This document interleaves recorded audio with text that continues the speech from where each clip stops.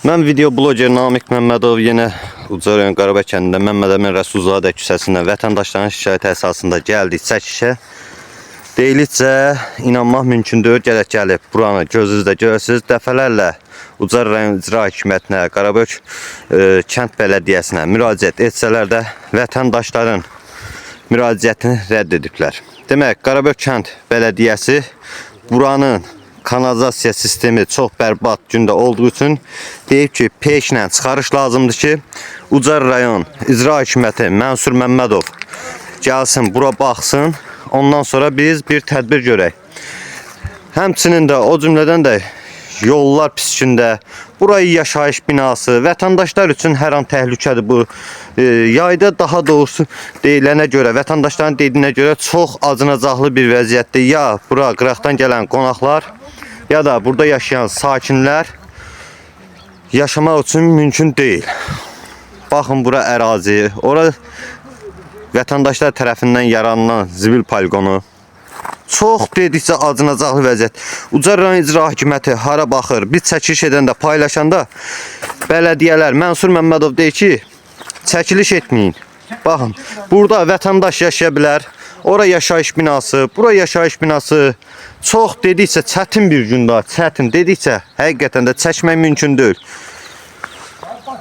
Deyilənə görə də bura məktəb yolu gedir.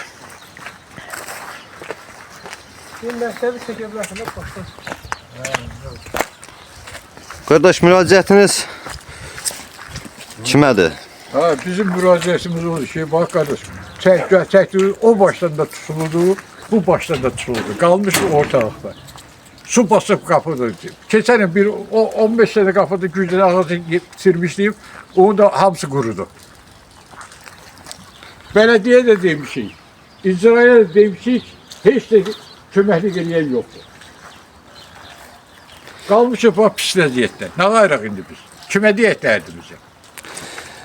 Bir sözlə Məmməd Əmin Rəsulzadə küçəsinin vətəndaşları Azərbaycan Respublikasının prezidenti cənab prezident İlham Əliyevə müraciət edirlər. Yəni çıxış yolunu da görürlər. Azərbaycan Respublikasının vitse-prezidenti Mehriban xanım Əliyevaya müraciət edirlər ki, bəlkə bu video ictimailəşə, bundan sonra bir tədbir görürlər. Dəfələrlə bayaq dediyimiz kimi Ucar rayon icra hakimiyyəti Mənsur Məmmədova müraciət etsələr də məsələ öz həllini tapmır. Qardaş, siz də bu küçədə yaşayırsınız? Adınız, familiyanız nədir? Nuriyev Əli. Qardaş, sizin adınız, familiyanız? Ağsaqqal, siz adınızı, familiyanızı qeyd edin. Məmmədov Əlsahab.